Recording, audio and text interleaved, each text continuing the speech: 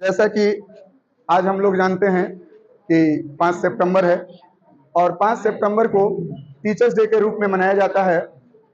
Doctor Sarvepalli Radhakrishnan जी के जन्मदिन के शुभ अवसर पर हम लोग टीचर डे सेलिब्रेट करते हैं। इसके पीछे की कहानी यह है बाबू कि डॉक्टर सर्वपल्ली राधाकृष्णन जी को बच्चे इतना ज़्यादा प्यार करते थे कि उनके जन्मदिन को सेलिब्रेट करने के लिए जिद करने लगे।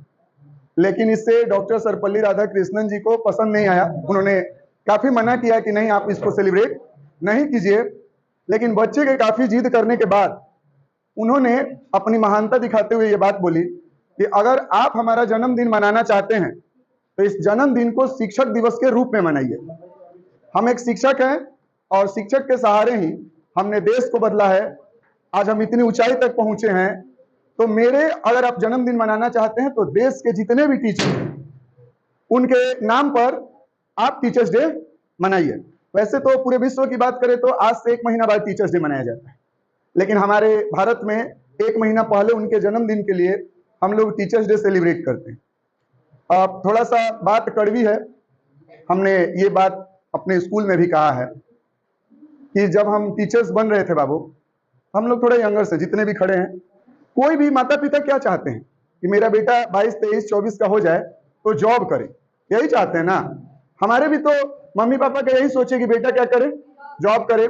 और जब सुन लीजिए 1 मिनट ध्यान से, जब हम इस लाइन में आए बाबू तो जितने हमारे ग्रुप के टीचर्स मिले, लगभग मोस्ट ऑफ द, कुछ लोग अलग थे लेकिन ज्यादातर केस में हमको यही बोला गया कि समय रहते आप नौकरी ले लीजिए, ये सब दलदल है, इसमें फंसने की जरूरत नहीं है। हमने क्या किया कि शुरू से एक बात हमको पता था कि जिस राह पर आप चल रहे हैं उस राह से हटने की जरूरत 1 साल लगेगा, 2 साल लगेगा, 4 साल लगेगा, 10 साल लगेगा, लेकिन आपको सफलता जरूर मिलेगी। समझ रहे हैं कि नहीं। शिक्षक बनने के बाद बहुत सारे लोगों ने मिलता क्या है, प्राइवेट टीचर्स बनने के बाद आपको क्या मिलेगा?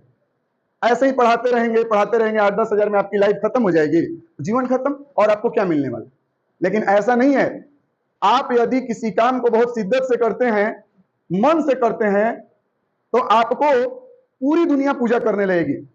समझे कि आप किसी भी फील्ड में रहें, टीचर्स की तो बात छोड़ते हैं, आप किसी भी फील्ड में अगर मेहनत बहुत मन से कर रहे हैं ना। पल्ली राधाकृष्णन एक शिक्षक थे, आम शिक्षक, लेकिन देश के क्या बने?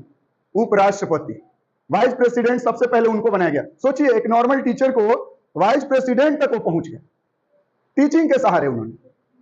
और बाद में दूसरा प्रेसिडेंट भी उनको बनाया गया था। डॉक्टर राजेंद्र प्रसाद के बाद उनको दूसरा प्रेसिडेंट भी भारत का बनाया गया।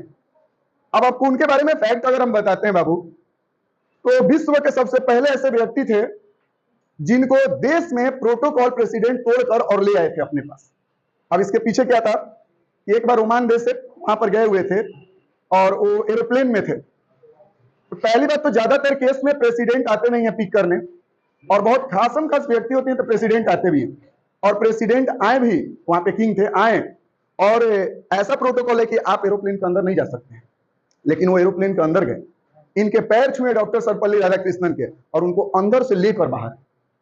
जब उनसे मीडिया ने पूछा कि आप ऐसा क्यों किए, तो उन्होंने बताया कि ये वाइस प्रेसिडेंट और प्रेसिडेंट हम इसलिए नहीं किए हैं, हम जब भारत देश में शिक्षा ले रहे थे तो यही मेरे गुरु थे, और इनके शिष्य वहां के किंग थे जिन्होंने इतनी इनको इज्जत दी। आपको एक बात बताते हैं, आपके जीवन में मम्मी और पापा के बाद कोई इंसान मिलेगा तो एक शिक्षक ही होता है जो ये सोचता है कि आप उससे बड़ा बने। कोई व्यक्ति नहीं चाहेगा कि आप उससे बड़ा बने, जेलस फीलिंग होगी। लेकिन एक टीचर होता है जो एक मोमबत्ती ऐसा होता है जो खुद गलते रहता है लेकिन आपको रोशनी प्रदान करता है, और वो हमेशा चाहता है कि हम गल जाएं, मेरा जो होना है हो जाए, लेकिन मेरा शिक्षक का ऊंचा नाम होगा तो मेरा नाम होगा। हर व्यक्ति चाहते हैं मेरे नाम से दूसरे कोई जाने जाए, लेकिन एक शिक्षक चाहता है कि अपने छात्र के नाम से हम जाने जाए। समझ रहे हैं कि नहीं। और आज शिक्षक दिवस के शुभ अवसर पर देश के जितने भी शिक्षक हैं, जैसे खान सर, अलग पांडे सर, और विक्रमगंज के जो भी शिक्षक हैं, हम उनको प्रणाम करते हैं कि आप लोग छात्रों को जो सुविधा दे रहे हैं, जो शिक्षा दे रहे हैं, ये बहुत अच्छी बात है। ऐसे ही देते रहिए, हमारा भी उसमें छोटा सा योगदान है उस शिक्षा में। और हम बच्चों को कहेंगे कि यदि आप शिक्षक का इज्जत करेंगे तो ही जीवन में आप आगे बढ़ सकते हैं। नहीं तो हम लिख के दे देंगे कि जो अपने टीचर्स की इज्जत नहीं करता है वो जीवन में 1% भी आगे नहीं जा सकता। समझ रहे हैं कि नहीं? ऑलवेज रिस्पेक्ट योर टीचर्स बाबू, को हमेशा रिस्पेक्ट करना है, टीचर्स की बातें माननी है, क्योंकि वो निस्वार्थ भाव से ये चाहता है कि आप अपने जीवन में आगे बढ़े। हम थोड़ा पीटते भी हैं तो इस बात का आपको बुरा मानने की जरूरत नहीं है, क्योंकि हम बार बार बोलते हैं बाबू, हीरा तभी महंगा होता है जब उसको हजारों बार घिसा जाता है। एक मिट्टी का सुराही मार्केट में तभी बिकता है जब मिट्टी को पीट पीट के उसको एक सुराही का आकार दिया जाता है। समझ रहे हैं कि नहीं? एक लोहा भी पिघल के कितने 100 डिग्री के टेम्परेचर पर और तब जाके उसकी वैल्यू बनती है। तो जीवन में अगर आपको एक वैल्यूएबल बनना है तो आपको, हम लोग लोहार हैं और आपको ऐसे ही पीटते डांटते रहेंगे, आपको दर्द देते रहेंगे। आप जो बच्चा सह लेगा वो जीवन में जरूर एक वैल्यूएबल सब्सटेंस समाज में होगा। धन्यवाद।